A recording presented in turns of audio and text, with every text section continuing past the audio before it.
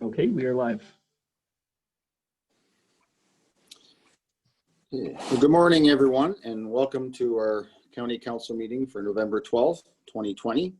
And I want to say good morning to County Councilors and staff and the viewing public. I do want to say that since travel restrictions are in place and we can't go anywhere else, it's nice the past week that the Florida weather has came here instead of us having to go to Florida. So we've enjoyed a great week of weather, and I think we've been blessed from that ability to have that. Moving on then, Madam Clerk, can you do the roll call, please? Thank you, Mr. Warden. We have all members of County Council in attendance today. Well, thank you for that. So we do have a published agenda that was circulated for the past week. Are there any declaration of interest with regards to county councilors? Okay, if one does arise, you can declare at that time. So we do have some business arising from our previous council meeting, and it's with regards to our new procedure and with regards to picking a warden. So Madam Clerk, do you wish to speak to this? Thank you, Mr. Warden. It is a a motion regarding the election of the 2021 warden. It comes from the discussion that took place at the last council meeting. So a few of the sections of the procedural bylaw will be waived. It does require a 2/3 vote of council. The secret ballot will be replaced with an online poll, similar to what Rob Hatton showed us at the last meeting. Nominations for the position of warden will be delivered to the clerk no later than noon hour on Thursday, November 26th, which is our last council meeting for 2020. The inaugural meeting will be by electronic means, and it will take place at 4 p.m. on Tuesday, December 1st. I'd be happy to answer any questions from council on that. Well, thank you, Madam Clerk, and it has been moved by Councillor Desai and second by Councillor Hicks. Are there any questions from County Council with regards to changes to the procedure bylaw? I have a question. And I know Desai. Councillor Desai, go ahead. Thank you, Your Worship. I think it's important to let the viewing public know that even though it is going to be an online poll and that it's a shift from the secret ballot, the online poll will still be an anonymous voting method, if I'm correct. And so I'd just like the Madam Clerk to confirm that, please. Yes, that is absolutely correct, Councillor Desai. It will be an anonymous online poll. I also note that Councillor Millen had a hand up. Okay, thank you for that. Councillor Millen. Thank you, Mr. Excuse me. Thank you, Mr. Warden. I'm just wondering, in regards to the nominations delivered in writing, does that mean literally you need a piece of paper that is written, or is an email, electronic letter sufficient? An email is perfectly fine. Thank you very much. Thank you for that, Councillor Millen. Is there any other questions then? Councillor Mack. Thanks, Mr. Warden, and through you to Heather. Heather, can you just quickly go over what the procedures will be that day on the 4th? Like, is it an actual meeting that we're having? Will we be logging in and then getting the results, and what the time frame is expected to be? Thank you. Go ahead, Madam Clerk. Thank you. Through you, Mr. Warden. The meeting will be held at 4 o'clock. You will get a Zoom invite similar to what you get for County Council. It will be a County Council meeting. You should have those invites in your calendar already. I think Cafe Nuno sent those out to you a couple of weeks ago. The procedures itself will be fairly similar. The motions will come forward through writing to me. And again, I will ask the intent of the nominees to stand, and we will go through the election process, online poll, and then those results will be shared. The nominees for each candidate will have a chance to speak, as will the candidate themselves. And then once the election is completed, then the incumbent warden for 2021 will present his or her opening remarks, and will complete the oath of office, and that will be the end of it. It's very similar to what it normally is. It just is online with a few changes to that process. Councillor Mackey, do you have a follow-up there, or is that? No, thank you very much. Okay, cool. Quick welcome. Are there any other questions? I do see Councillor Millen's hand up. Councillor Millen. Thank you, Mr. Warden. Madam Clerk, why 4 o'clock? Well, normally it's in the evening, and Yes. because we're doing it virtual, 4 o'clock is at the end of the business day. People can log on and watch us live stream.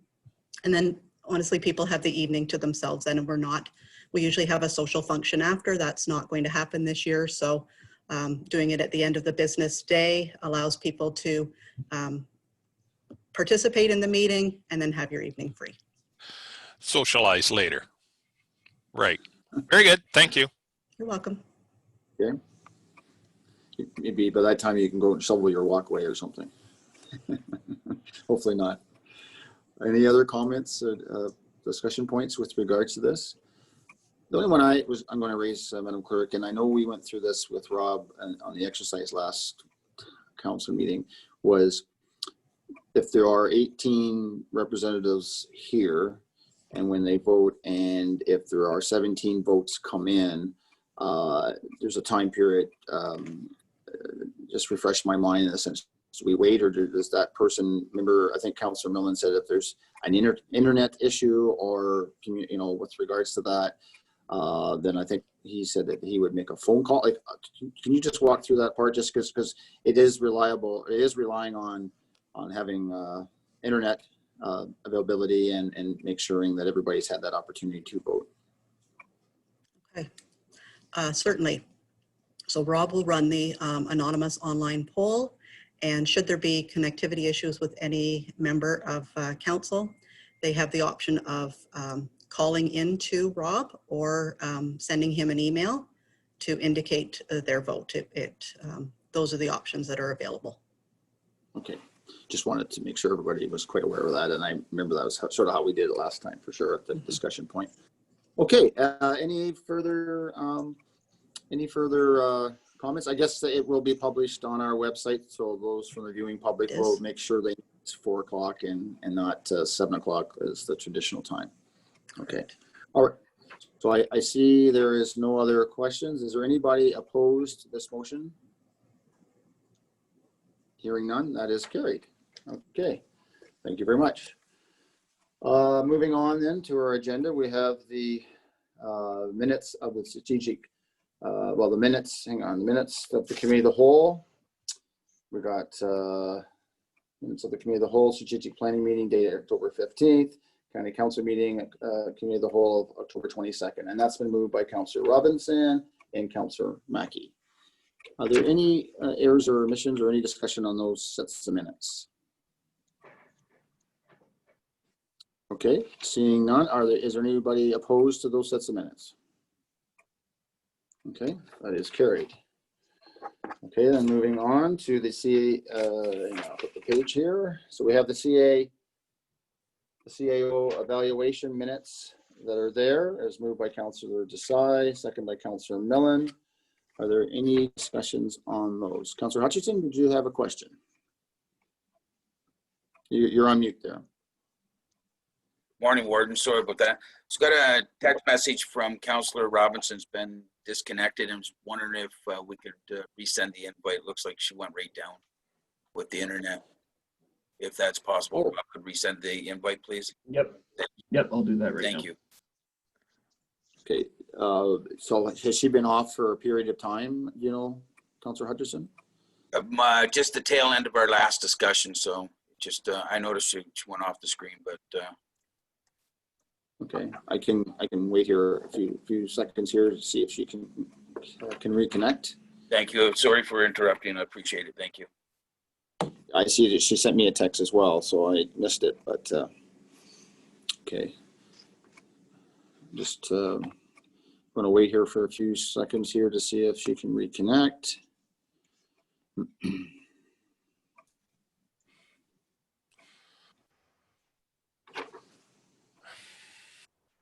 again, it's sort of ironic when I asked a question about internet.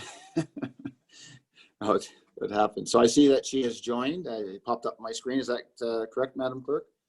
Yeah.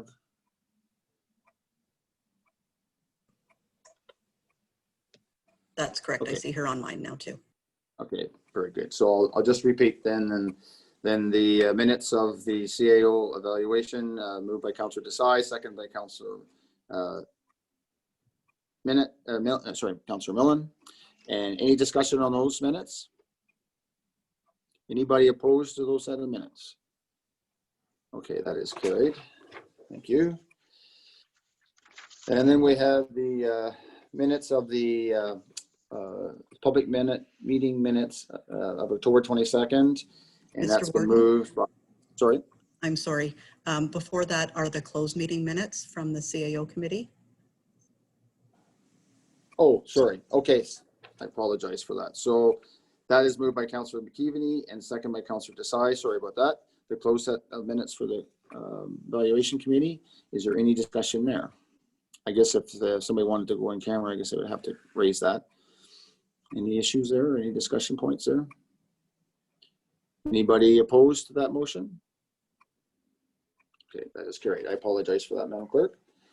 Moving on then to the adoption of the public meeting minutes of October 22nd. That was moved by Councillor Hicks and second by Councillor Woodbury. And is there any discussion points on those set of minutes? Hearing none. Anybody opposed to those minutes? Those are carried. Okay, thank you. Then moving on to the Board of Health minutes. It's moved by Councillor Patterson and Councillor O'Leary. And Madam Clerk, I think you indicated that Dr. Era is going to speak. Dr. Era is in attendance with us. Okay, so I'll pass it over to Dr. Era. Good morning, Dr. Era. Good morning, Warden. Good morning, Council. So the minutes had multiple items. Two of them are the highlight of these minutes. The first one is related to safe school reopening, and I am pleased to share with the Council that currently we have 0 outbreaks in schools. We have had 0 outbreaks in schools since school reopening.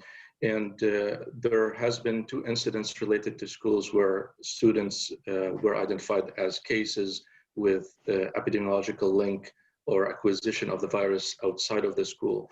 And those 2 incidents have been very helpful examples as a result to know that the public health measures that have implemented in schools through school officials and school staff have been sufficient to ensure safety of the students and the staff in schools, as there have been no transmission after identifying these cases. And the second lesson learned there, or relatively positive results concluded, the fact that the public health protocols to respond within the school, the protocols that we deployed have been also sufficient in ensuring safety of the students and the school staff. So all in all, that has been a tremendous effort from everybody around the table. However, it has been successful. The second item on the minutes is related to an update on modernization of public health / regionalization of public health. So as you all know, in 2019, there was proposed modernization of public health and potential amalgamation, regionalization of public health. The Health Unit has been one of the early adopters of that initiative. After thorough discussions between the ministry and public health, boards of health, MOHs, and other stakeholders, the modernization or the initiative, a consultation was decided to proceed. To ensure adequate and thorough consultation was required to be in place before the process of regionalization or modernization. That started in 2009. It started in 2020, and it was put on hold, rightly so, in March when the pandemic started. Nevertheless, we have been observing informal channels of regionalization that have been established over the past 7 months, and it is more or less under the intent of collaboration to respond to COVID. Nevertheless, it creates channels and structure that is regional, and by regional I mean Southwest Ontario region. And recently we have seen evidence of activation of that structure in certain initiatives. Although it might carry some benefit in the short term, it also creates some role clarity when responding to the pandemic, and role of authority and confusion about role of clarity and confusion about authority. And that might be carrying some potential risk, especially when we're managing outbreaks in long-term care, other facilities that are high sensitivity. That's short-term. Long-term regionalization without consultation, thorough consultation, might have potential negative impacts on our ability as organizations related to health to address the health need for the community. So this has been an observation of us and of our organization, and it has been also observed by other health units. And the report here is just to bring awareness about it and to be cognizant of it. It might be parallel to the same regionalization structure, creation of Ontario health teams for Grey Bruce. All in all, it's something that we observed, and we encourage discussion about it in different settings and different at different boards in the area and across the province. Open to question as always, Mr. Warden.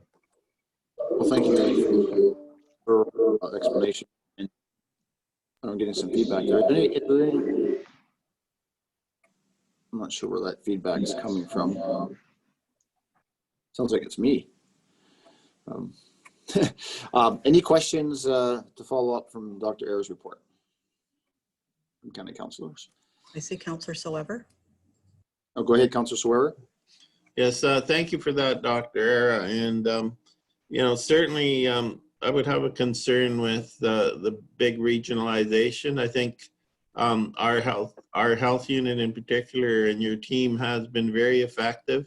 And, I know that our businesses in Blue Mountain and, the resort and everything, we have a lot of visitors, so we have a lot of issues, both here and with some of our local businesses even.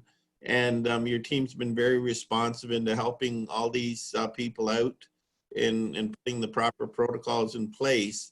And I fear if we've got something regional with, say, the base in London, we wouldn't get the same, understanding of our issues and the same responsiveness. And I think the other thing is, if we look at what's happened in our long-term care homes compared to surrounding municipalities, I think because of the protocols we have in place, we've managed to contain the few cases that we've had in the long-term care homes, and we've had no deaths so far. So, I think it's working perfectly, and it's providing a very high level of service that I don't necessarily see the same level of effectiveness in surrounding units.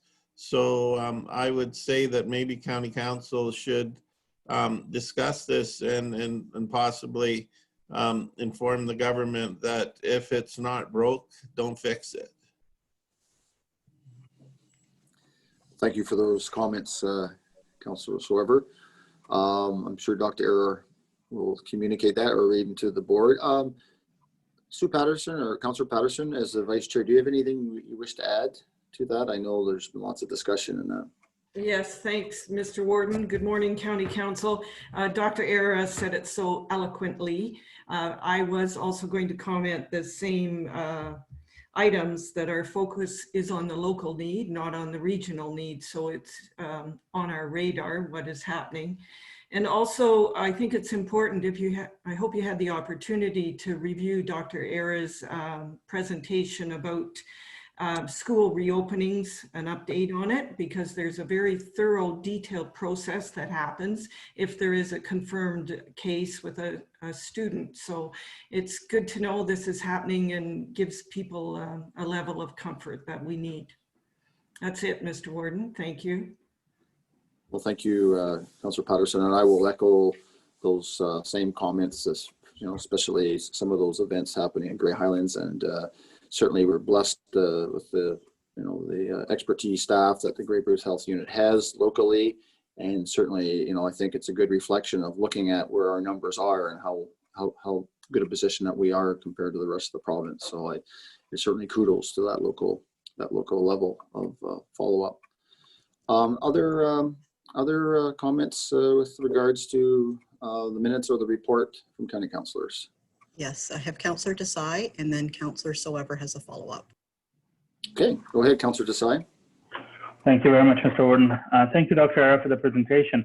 My question is with regards to the number of positive tests as a percentage of the total tests.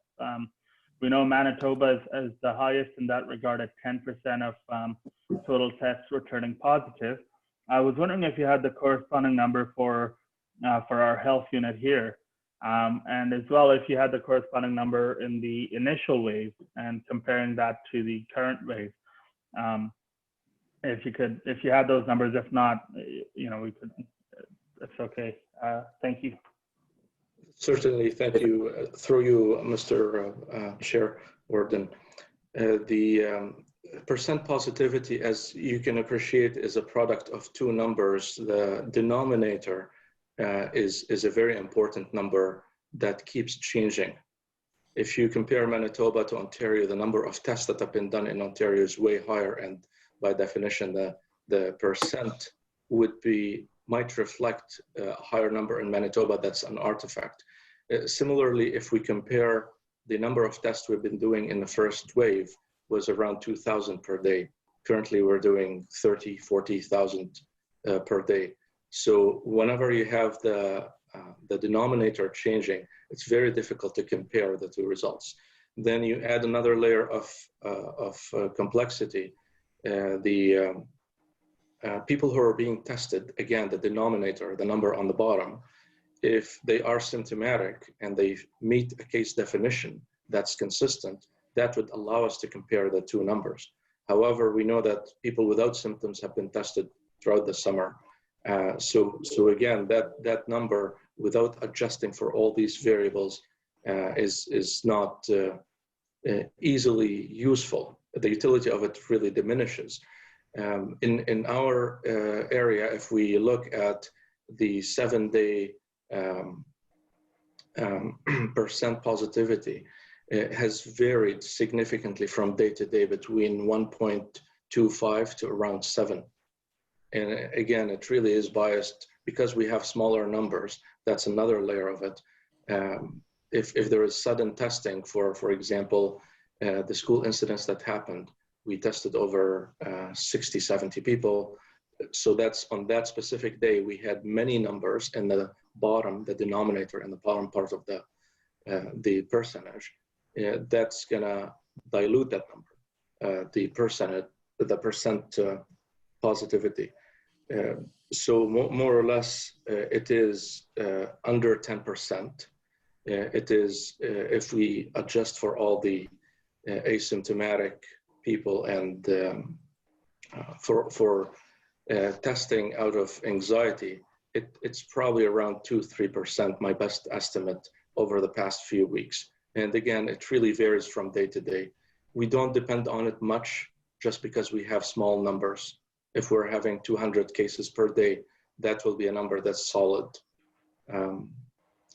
I'll be more than happy to address the question if there is a need for that number to understand an aspect of the response. I can provide a different metric that's more reliable if of interest. Is that something that's really, or is that something that's more scientific formula?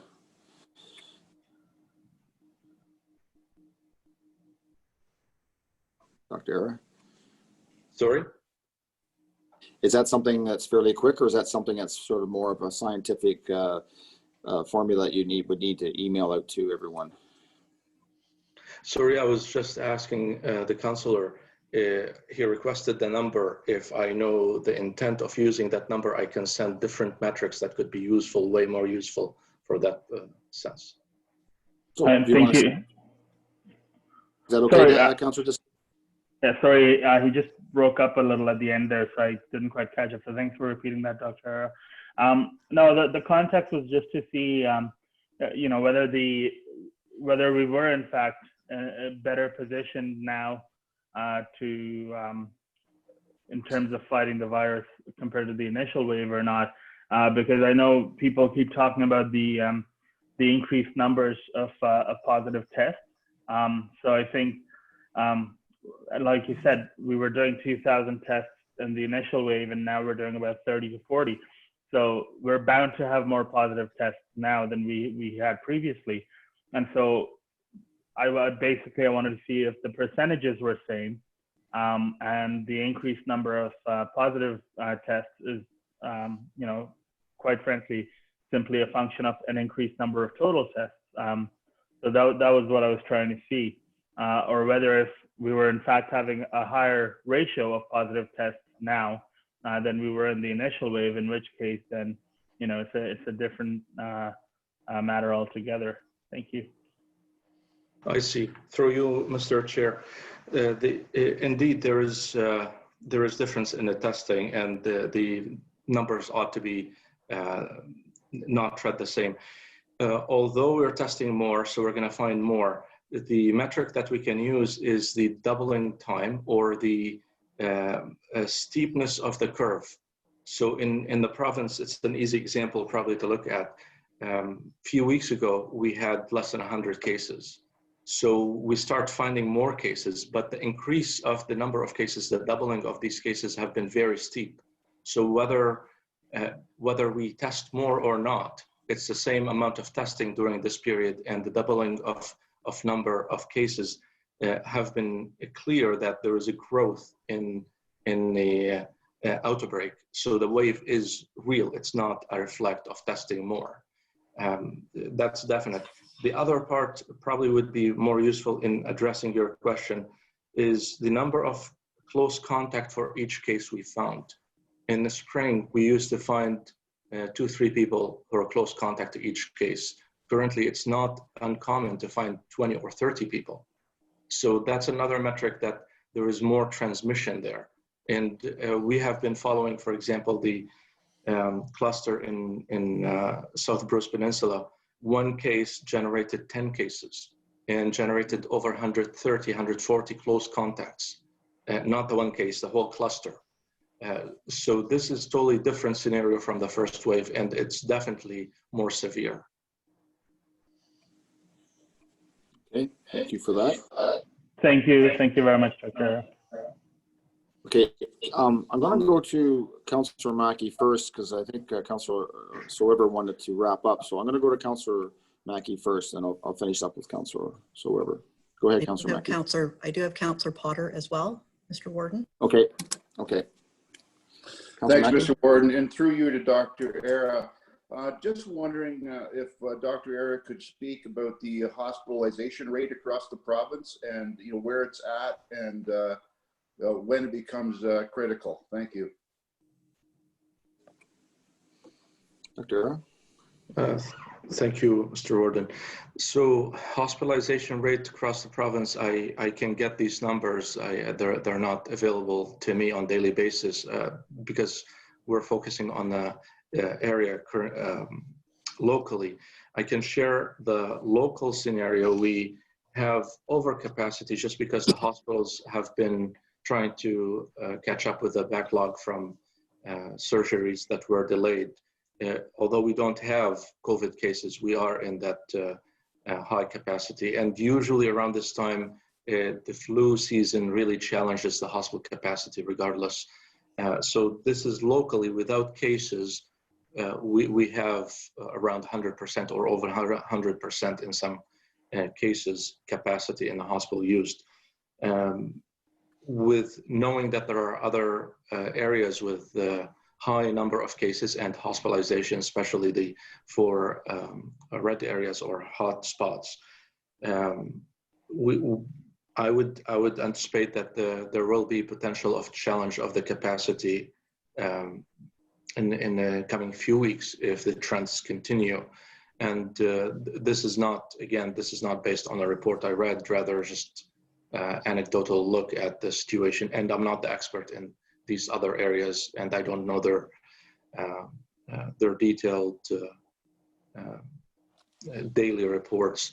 However, if of interest, I'll be more than happy to provide that report by email to the CAO and to be distributed to the group. No, thank you for that. Okay, thank you, Councillor Mucky. Councillor Potter, and then Councillor Swerver. Thank you, and thank you, Dr. Era. People sort of have the idea that, well, we don't have many cases here, so we're fine. Why are we worried about it? Do you have an answer to that? Should we be more worried than a lot of people are when we don't have a lot of cases so far? We definitely need to be concerned, and relative to our population, relative to our hospital capacity, we need to be very careful to ensure the control over the outbreak that we have had continues. With about 7 cases in that cluster in South Bruce Peninsula, we had over 140 close contacts. And we followed them for around 2 weeks or 3. Then when they became 10, again, that number increases from one side, decreases from the other. To follow up with 140 cases there's a lot of anxiety for that community, for all our communities, knowing that there is potential for cases, and there is potential for suffering for especially older adults and people with comorbidities. The resources spent is a taxpayer that we all pay. The hours lost for these people isolating, 140 isolating for that long of time, again, that's a societal loss.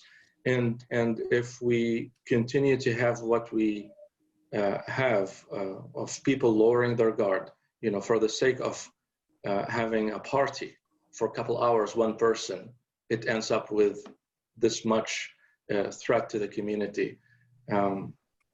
Again, you picture how much fatigue with COVID going forward, and if we have a few of these at the same time, would our system be able to handle it? And as soon as it breaks, it's very difficult to contain it. So again, we are in good standing. However, we need to be very concerned, because this concern is what kept us engaged and you know, engaged and in action to provide safety for all of us. I'm not sure, Councillor, if this would address it, and I know it wouldn't, because too much communication during emergency is not enough. We continue to send communication from our team, and as a matter of fact, I was communicating with the CEO for Gray that we might need to up the communication on augmented, and all in all, we're all in this together. And I apologize, it sounds cliche, and we repeat it, all of us, on a daily basis. However, it has many facets to it. And your question really ignites something that we need to struggle with, all of us, to double down and ensure we have this commitment from everybody to the 3 Ws, to the measures in place, and hopefully the vaccine will be in place in a few months from now. As you know, I should have provided that update if it was not known to people. There is a vaccine that was developed by a company in the United States with 90% efficacy. And if it is mass distributed over the coming 3-4 months, that will be the last nail in the coffin of this pandemic. So until that happens, we really need to double down, and we need to be very concerned. If I may, Mr. Warden, I'd like to thank Dr. Era for his answer.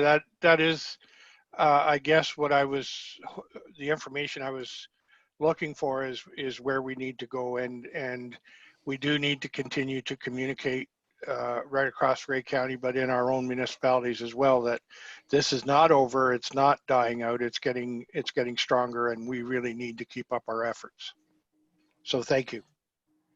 Well, and thanks for raising that, Councillor Potter, because I was going to raise the point that to Dr. Era, is it possible through Grey Bruce Health Unit, along with the wardens and the counties, along with all the lower tier municipalities, to have a campaign coming up, a joint campaign coming up to spread that message? Because we got Christmas coming up, and we know Christmas has a strong attribute of people getting together. So just maybe something that could come back to the board or whatever and think about that. But I think collectively, if we can all work together to try to spread that message coming forward to the Christmas holidays, we have some time. They tell me Christmas is coming quickly. So, but I just wondered if there is a repetitious campaign that you mentioned, Councillor Potter, that we can communicate even from our lower tiers, but it's the same message, but it's being inundated from all levels of our government, in the sense of county and lower tier and the Grey Bruce Health Unit. So I'll give that, or let you take that back, Dr. Era, but it's just something that I think collectively we should or could try to do. Thank you, Mr. Warden. That will be greatly appreciated, and I'm confident we can collaborate and coordinate this effort. Fantastic.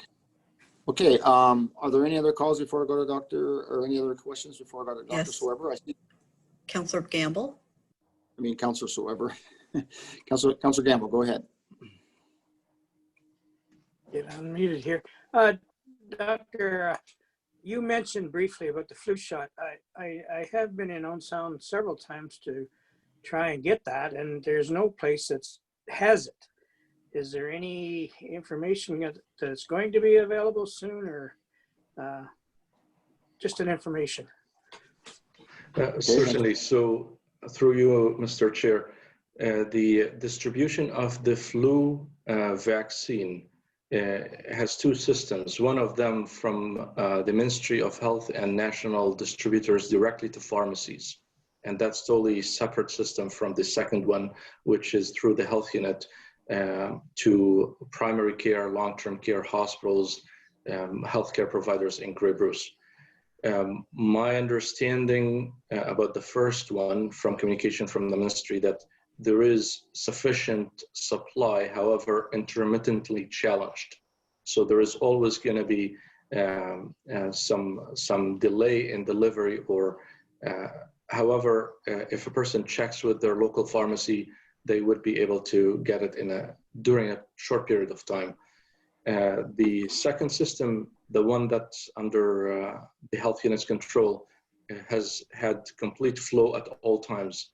And actually, we proactively ordered in August, and we received a small shipment in September. It was completely delivered to everybody in Grey Bruce who needs it. Then a second shipment by the end of October. And we were pleasantly surprised that the shipment was doubled in November. We have been providing it to primary care. Some primary care and family health teams have been doing mass immunization. For example, in the Peninsula, the family health team ordered 500 and delivered it, and it was delivered completely. So depending on the source you're looking at, if it's a pharmacy, it can be intermittent. If it is a primary care or hospitals, long-term care, it should be there at all times you need it. And the health unit clinic will provide it, no question, at any time during our clinic hours. So if the pharmacy was not sufficient system, please contact our health unit clinic. And if I may just explain, the vaccine I was referring to in a previous answer is the COVID vaccine that's anticipated, not the flu vaccine. I think there's a lot of concern with getting the flu shot itself. Councillor Gamble, is that Is that sort of phone ahead maybe, or is that Yeah. suffice? I've checking. tried that method, and as we know, the health system is fogged right now. It's about a 2-week wait, 3-week wait, so it's not an easy process, and the pharmacies have no idea when they're going to get it. The 2 that I tried. Okay, thank you. It's worth mentioning through you, Mr. Chair, that the messaging to encourage the public to get the flu vaccine has been a success. The overwhelming demand on it is what created the intermittent backlog. So again, there's something there to celebrate, definitely, although we need to iron out the challenge of delivery. Thank you. Okay, well, thanks for that good discussion. And then I'm going to go to Councillor Sweber to follow up. Yes, ahead, thank you. I have a question for Dr. Era on the numbers, but before I get to that, I might answer Mr. Mackey's question. I keep track of statistics, as you guys might know by now, and the hospitalizations last week were up to 367 across Ontario, which is not quite to the first wave, which was over 1,000. But it's a 20 times increase from the low of about 18 a few months in middle of September. So it's a very steep curve as well. The hospitals, 20 time increase in a couple of months is pretty serious. Now for Dr. Era, we have had 17 cases over the last week, which given our population of 162,000 puts us just over 10. So that would put us in we moved from green to yellow now on the provincial measurement. So what changes does that trigger in terms of restrictions? Okay, Dr. Era? Sorry, when you say we moved from green to yellow, is this something that you calculated or you observed? Or Well, you saw? I had previously had some conversation with Svet, and so it's the number of cases, weekly number of cases divided by the population per 100,000. So the limits that the province published said that when you go over 10 cases per 100,000 in a week, then you're in the yellow zone. So since we've had 17, we're now at 10.5 over the last week. Right. The thing is, when the ministry calculates these numbers, they might use the 1 week or they might use the 2 weeks. And truly, I don't know at this point which one they use. We wanted to have communication in our situation report that reflects their calculation. We have our own calculation. But consistency is a virtue, and they would not be moving health units from a category to another within 2-week period, although they're calculating based on 1 week. And that's something I cannot really understand yet until we see what they're using in the background. So again, saying that we are moving to a different category might really not reflect what the ministry is gonna send us early next week. Okay. Well, if you, I'd appreciate if you let me know when you find out what they're doing. Certainly, the underlying principle is the same, and you're correct in that our numbers are increasing. How much? If you look at it from practical point of view, is it still manageable? It is manageable. We have capacity. We've been proactive to increase the capacity to deal with it. The type of increase, if you have increase throughout the community, is different from one increase in one facility. For example, in one of the health units in Eastern Ontario, last week there was 0 cases in the community, but there were 55 cases in one long-term care. And if you look at that number, you might easily conclude that they are moving to a different category. However, it's really not reflecting the risk in the community. It's reflecting one facility. So there are different ways to really look at it.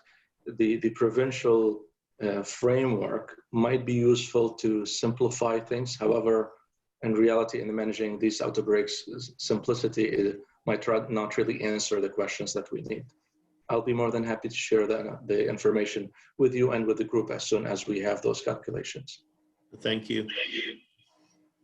Okay, well, thank you, Dr. Aaron. I just saw that Millen has posted that today's counts are 1,575. So it is continuing to climb.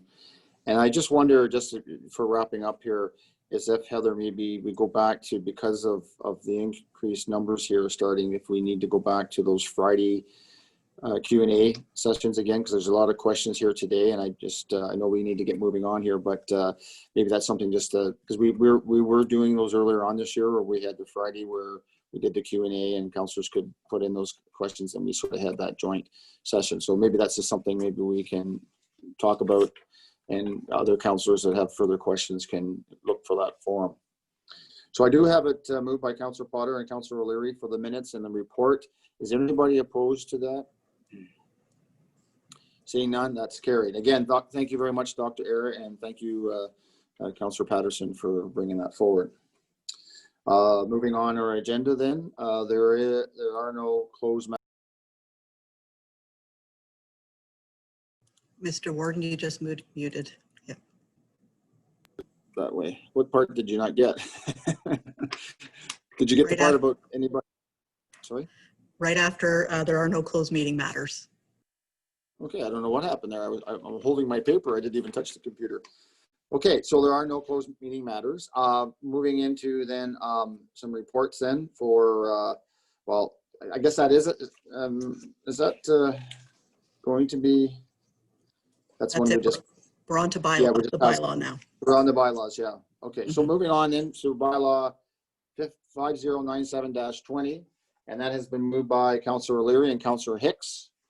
And I don't know if there's anything needs to be just spoken there, Madam Clerk. No, sir, it's from the report presented at the last meeting. Yeah, so pretty straightforward. So is there any discussion on that set of bylaws? Seeing none, anybody opposed to that bylaw? Okay, that is carried. Thank you for that. We do have a busy day today. We have a busy full agenda in the committee of the whole. I'm going into good news and celebrations. So if we can sort of, don't want to miss anything, but if we can keep it moving along, that would be very, very good. So I guess we'll start off with Chatsworth. Thanks, Mr. Warden, and good morning, County Council and staff. Not a lot to report. Certainly good weather for the harvest, and you know, the bean and corn crops have been you know, wonderful throughout Grey County. Township office continues to be open with all staff reporting in, open for appointment only. Our arenas, our 2 arenas are fully booked. It's nice to see all the kids and adults out enjoying those. Just wanted to, there was Remembrance Day celebrations throughout Grey County yesterday. They were somewhat muted because of COVID, but in Chatsworth at the Cenotaph, the Legion members did have a lovely little service. And, you know, it always astounds me when they do the roll call, the number of men and women that made the ultimate sacrifice. You know, all of our towns and villages have cenotaphs, and when you look at the number of people that passed away, certainly Grey County made their contribution, knowing throughout the various wars. So you know, our appreciation to all the families that lost loved ones through the Great Wars. Anyways, I think that's it, Mr. Warden. I'll try to keep it short. Thank you. And Councillor Gamble, do you have anything to add, or Brian or Scott captured it all? Mayor Warden said it all. Just one thing. Santa Claus Parade is a stationary one at the old arena site, and I believe it's Saturday before Christmas. Thank you. Okay, thank you. Okay, moving on to Georgian Bluffs. Councillor Burley. Thank you, Mr. Warden. We're still living the dream in Georgian Bluffs. There's one very important thing I'd like to bring to County Council's attention. A topic I hardly ever talk about, but we're having a special council meeting It's a public meeting and it's to have a great discussion about the Warden Capital International Airport. It starts at, it's Tuesday, November 24th at 5 o'clock. It's open to all of Grey and Bruce counties. It's, you can take part by YouTube to watch the whole program, or you can take part by contacting our clerk to register to have a discussion or whatever about the topic. We look forward to everybody listening to get more information about the fantastic airport, and we look forward to that day. Thank you. Okay, thank you, Councillor Burley and Councillor Carlson. Do you have anything to add?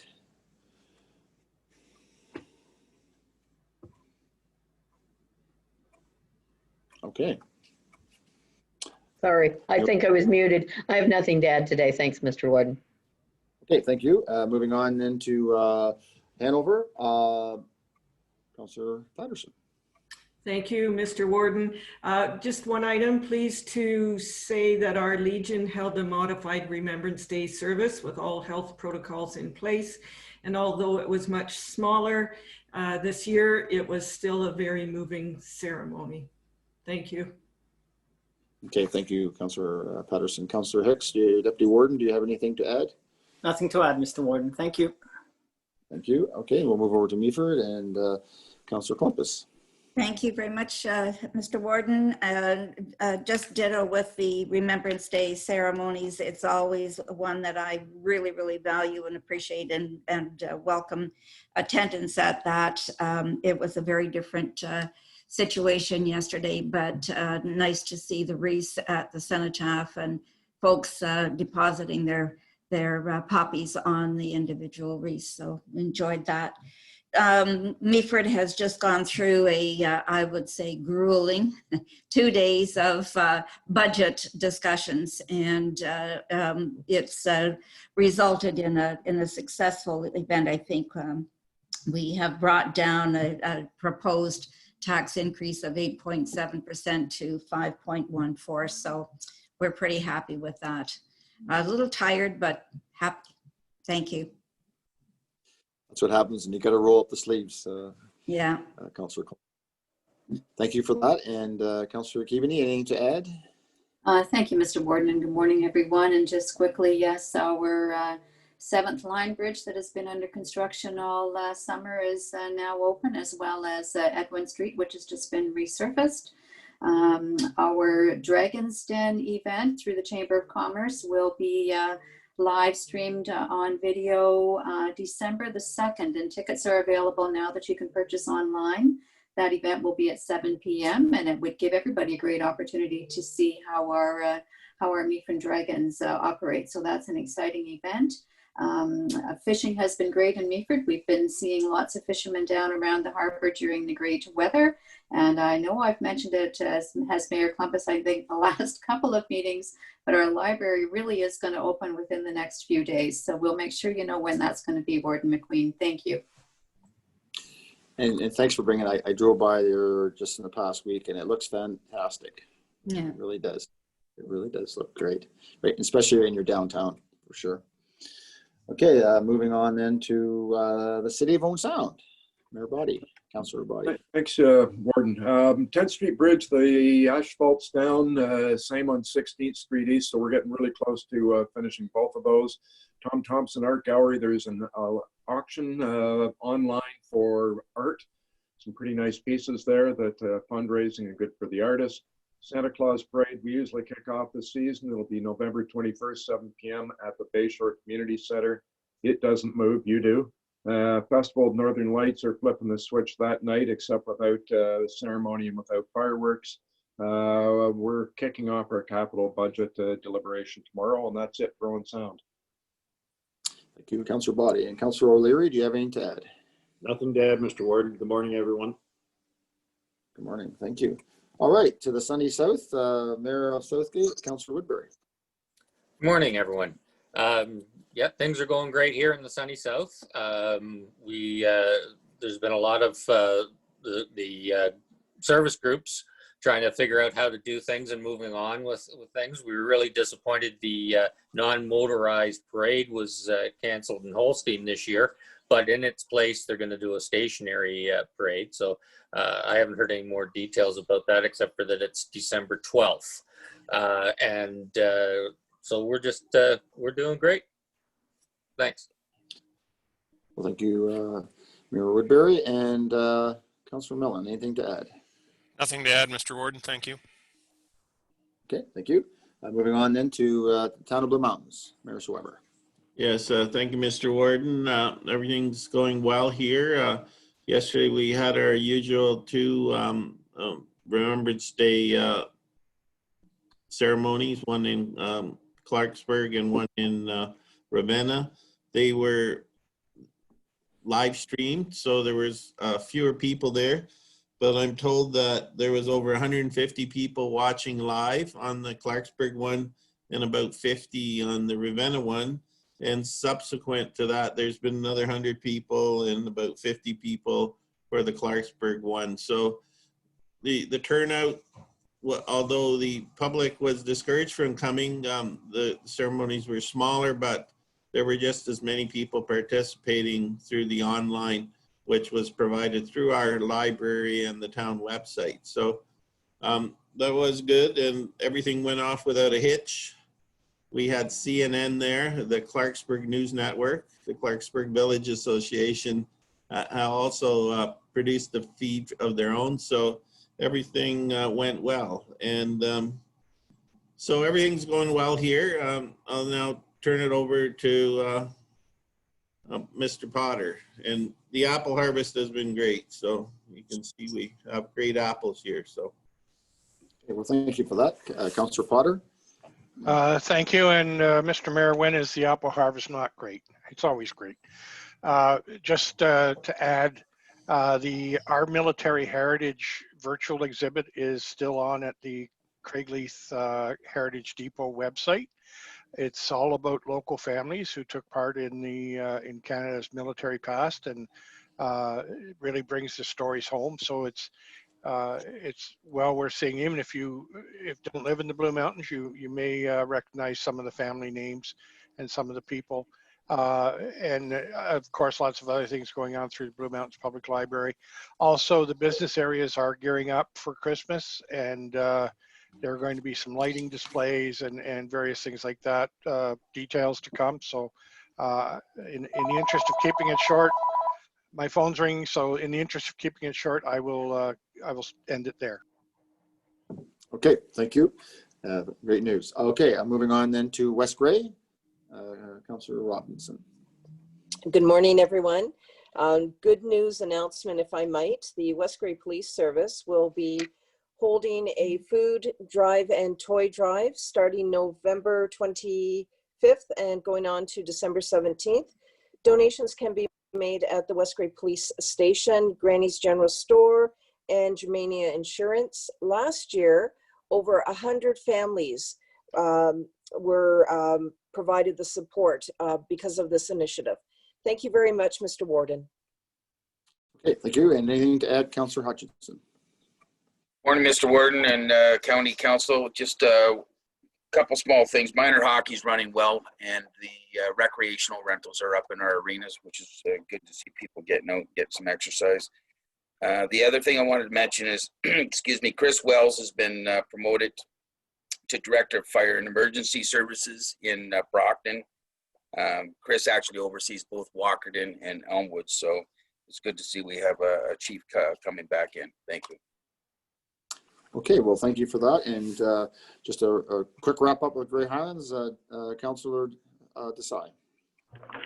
Thank you, Your Worship. I'll start with the water tower in Markdale. We're getting a brand new water tower. We've got a crane in Markdale. It's a beautiful crane. It stands tall. I can see it from my house, which is in one of the lower sides of Markdale. And it's a beautiful crane. It's going to be I can see Councillor Milton laughing over there, which is why I paused. I was hoping to find a better word, but I couldn't. It says, so there's development happening in Grey Highlands. I'll quote our mayor, Mr. Warden. Grey Highlands is on fire, and we're very happy about that. I also had the honor of attending the Remembrance Day Service in Markdale yesterday, and I hope we all were able to take a moment yesterday to remember and honor the sacrifices of those men and women, in many cases younger than I am now, who paid the ultimate price, as well as those who continue to serve and be at the ready to pay the ultimate price for the freedoms we continue to enjoy in this beautiful country we call home. It is important that we continue to honor their memory and understand that freedom is not always free. And on that note, Mr. Warden, I'll turn it over to you. Thank you. Well, thanks for those great words. And I will say that that's part of the reason why we got to build a new water tower, because Markdale is literally on fire. I've had, and council and staff have had a lot of interest for development for Markdale.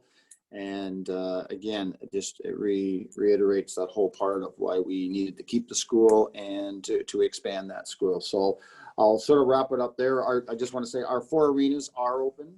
And so we're, and I think we're finding that bookings are happening, and for activities, people are looking at the best way of trying to keep entertained, and then the arenas seem to be booking up. So from that, I'll wrap it up from there. And Mr. Warden? So moving forward. Sorry, I see Councillor Hicks has his hand up, and I know our Director as well of Economic Development, Tourism, Culture has some good news to share with Council as well. Oh, absolutely.